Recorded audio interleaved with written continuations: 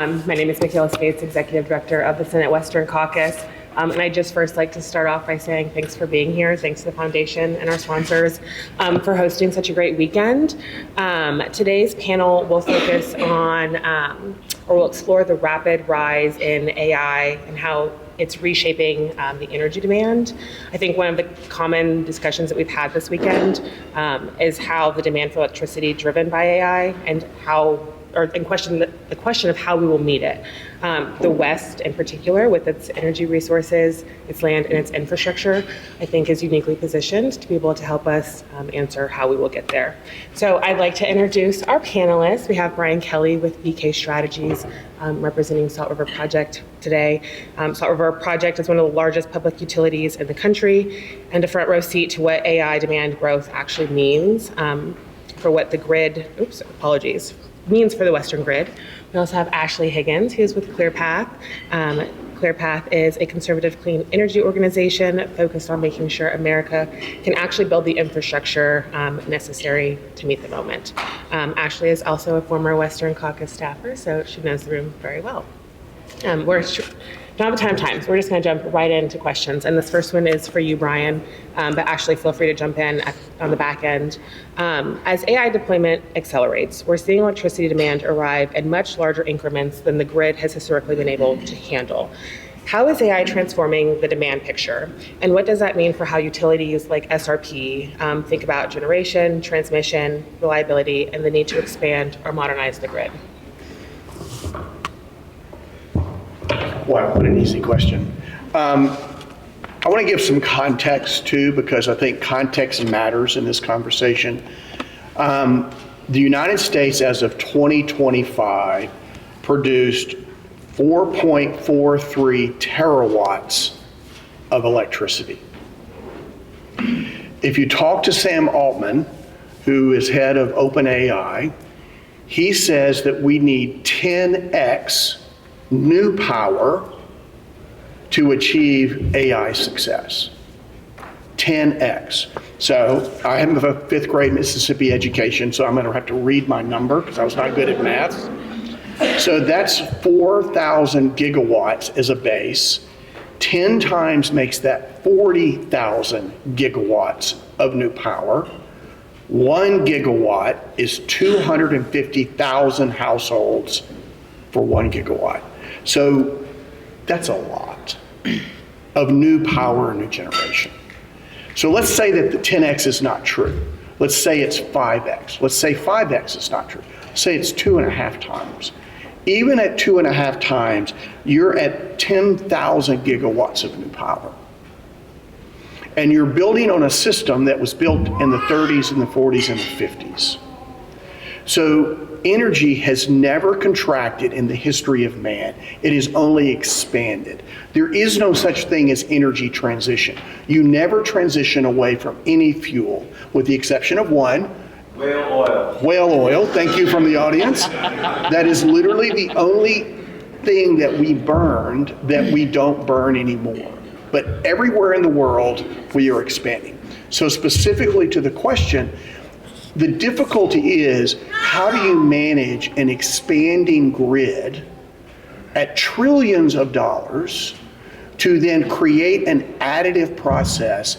Even if the country grows at 2% GDP, you're still stacking more and more electrons and neutrons onto the grid. So the management comes first on how do the consumers get dealt with rising cost, businesses get dealt with rising cost. So think about that.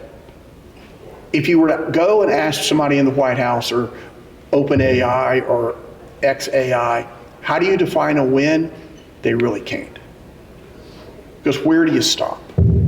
So that's the issue that utilities face is, where do you stop expanding without creating reliability, affordability, and resilience problems onto the grid and passing that cost on to the consumers?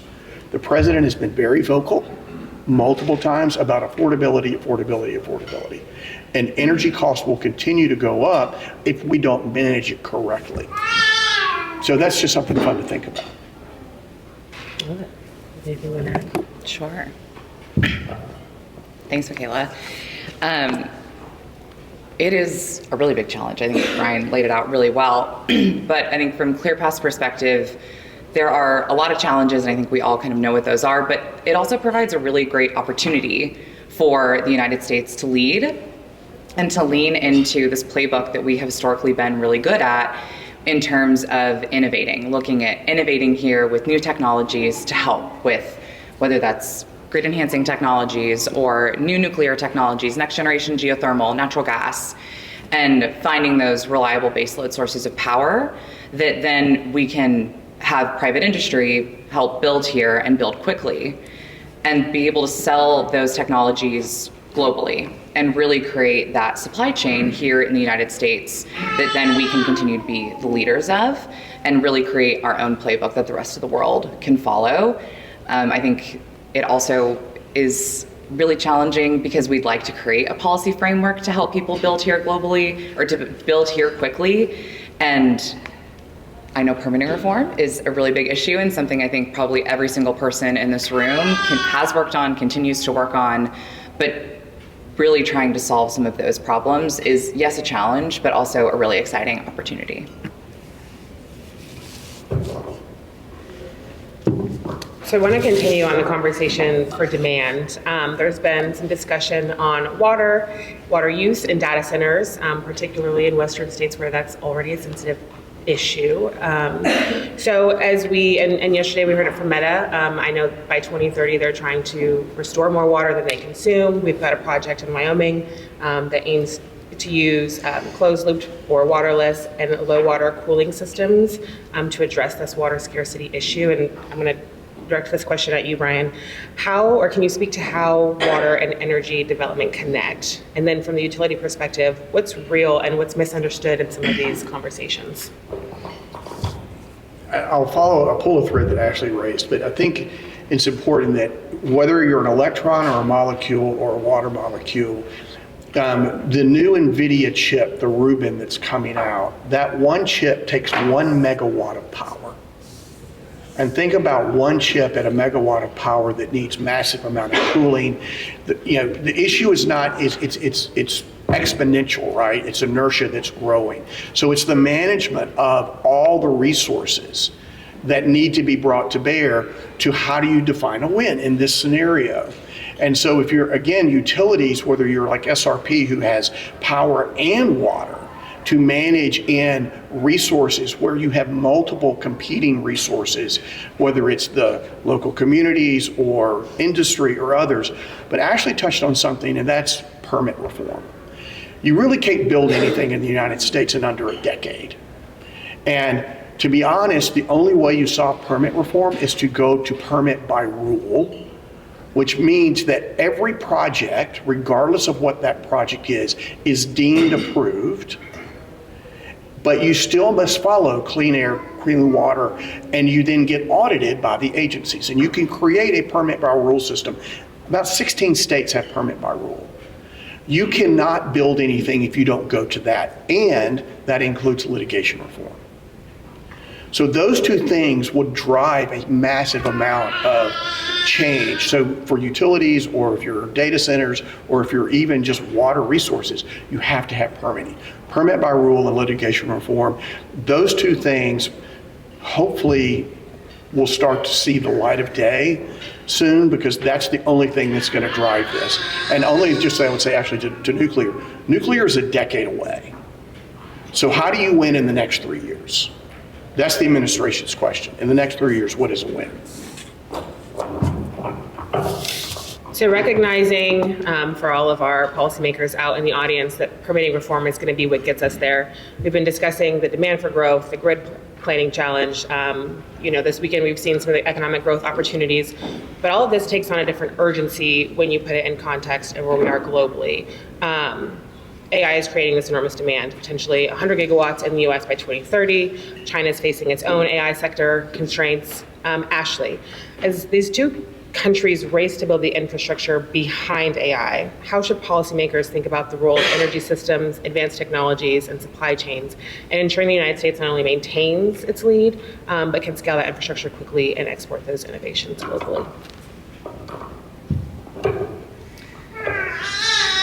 Yeah, I don't know if I need to re-emphasize how much of a threat China is, especially to this group. I think we're all aware of those issues and threats that exist. ClearPath very recently put out a report looking at China's financing strategies, their tools that they use, and it really re-emphasized the market manipulation and disruptive techniques that they use in a global scale and with other countries to try to outcompete the United States specifically.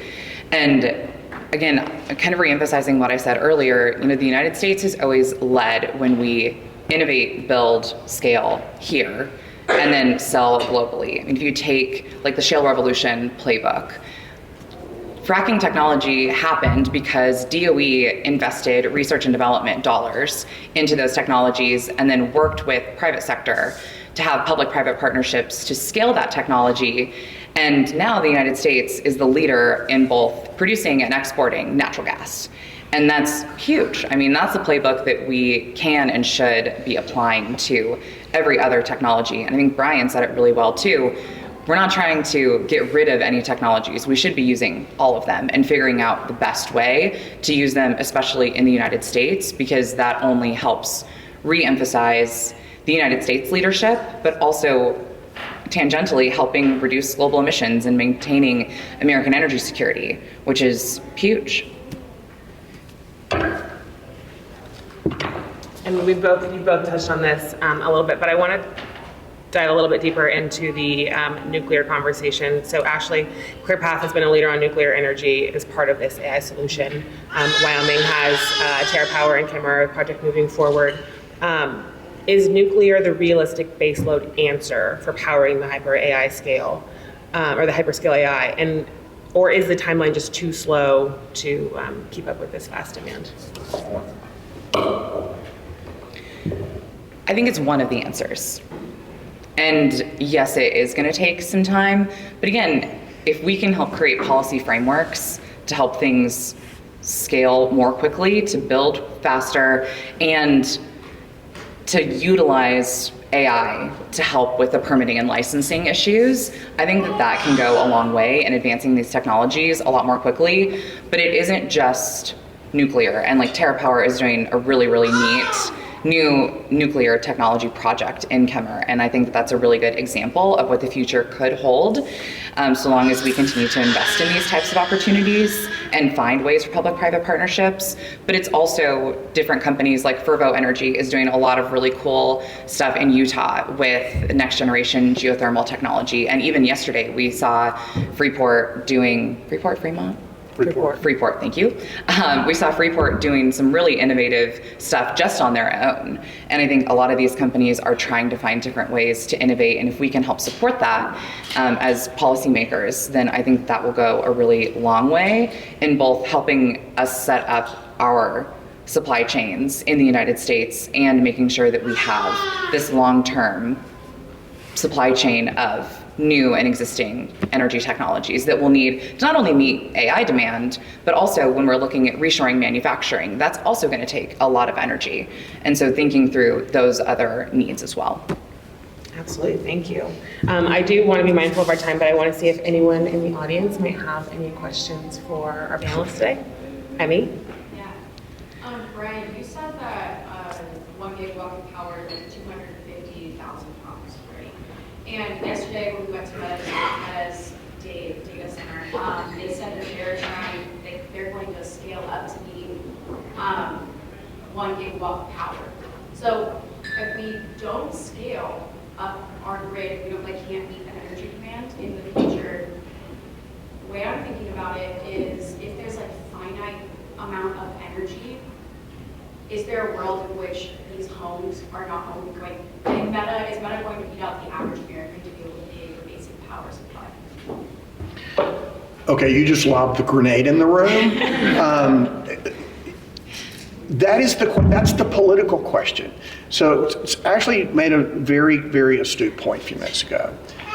I was part of the fracking wars back in the mid-2000s. And data centers are going to become the new fracking war for environmentalists. For those reasons that you just raised, there is going to be a competition. And to some point, energy is a finite thing. It does grow, but at some point, growth outpaces, demand outpaces growth. And it's cost dollars. So policymakers are going to have to get very innovative on how you manage cost, how you manage the cost to the consumer in itself. I mean, if you look at what Europe did, with destroying their nuclear and gas fleets, they cannot compete, period, on any AI. And the interesting thing that's going to happen is China and the US will lead. Every other country in the world will become a commodity user of data from either the US or China. That's where this is going to go. So you're right, that competition and that friction, you see it already, even in the state, where communities are coming up, and these are red areas, saying no to the data centers. That's going to become a very interesting conversation over time. And how do you, again, where does the US need to lead on that? We can't compete with China. They're building 100 coal plants a month almost. And you have to decide what is the level of a win in that for us. But you're spot on the politics of this. They're terrible. Yeah, so, you could make the argument that in order to protect the average ratepayer, you need to invest in the grid to support these data centers because they have the capital to outpace and, what do you think? So a normal utility will plan 5 years out. And they then have to rate base, if you're an investor or utility, rate base that back into the community, right? So then all of a sudden, if you come in that mid-time and you want to add a couple of gigawatts, you're adding a couple of $1 billion, that gets very difficult. So it's all about timing, and it's all about how, where the data centers go across the country. So again, you go out just north of here and it's data center alley. You go to Northern Virginia, you drive out the Dulles corridor, and you can't swing a dead cat without hitting a data center. But you have data centers that are ready to go, but they are 5 years behind just to get the plug to pull the power up. Ready to go. So that's the problem. It's speed to power. Do you have anyone else in our audience? What do you see as the feasibility behind the grid to no power? Like on-site power, doing stuff that's off utility? I mean, behind the meter. Yes. Well, since I don't work for a company anymore, I can actually say what I think. I don't think behind the meter will work because every company will have to connect to the grid for reliability purposes no matter what. At some point when you do that, they're going to ultimately, I'm sure a regulator will say, oh, you're flowing power back and forth on that line. You should be regulated as a common carrier. You should be a utility. No data center or no company in the world want to be regulated as a utility.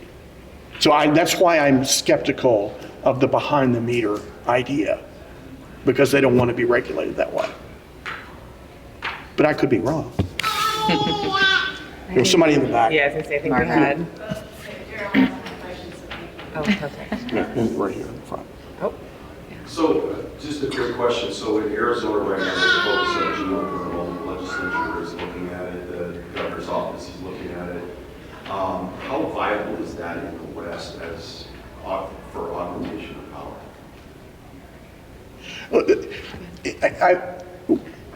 It takes everything, and I mean everything, whether it's nuclear, geothermal, wind, solar, it doesn't matter. You need every electron and molecule that you can feasibly get. And that's why we talked forever about it's all of the above, right? You should use every tool in your toolbox to win the race. But we've gotten to the point now on the permitting side where one side says they will pick generation that they like and generation that they don't like. Europe is a perfect example of where picking winners and losers is destroying their economy. We cannot do that if we want to succeed. So to your point, invest in everything. Now, some are different scales on time, but that's okay, right? But you gotta play the long game. I think I'd add too on geothermal specifically, it's such an interesting different technology because it's utilizing technology that already exists from fracking. So we already have at least a decade of knowledge and experience using this type of technology, and we're just adapting it to a different resource, which I think gives it a leg up in terms of newer technologies and being able to scale that a little bit more quickly. Anyone else from our audience? Any questions? All right, well, that takes us to our time. I want to thank Brian and Ashley for joining us today. I think we had a really insightful conversation. And I will hand it back over to Daryl.